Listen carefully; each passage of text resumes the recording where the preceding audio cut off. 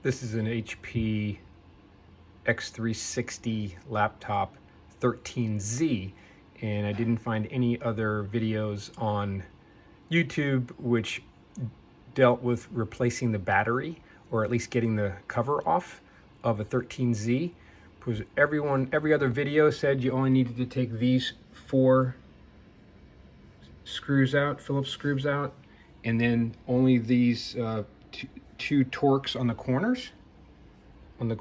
But little did I know I had to remove the rubber strip on the bottom, or closest to the person, when using, because there are 2 Phillips head screws right here as well. So I was bending this up.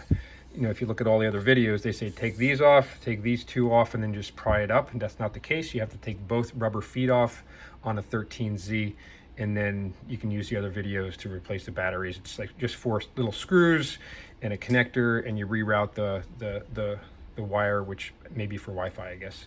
But just wanted to give you a tip on how to do the 13Z. You have to do this one, you know, this rubber foot has to come off as well as the top one.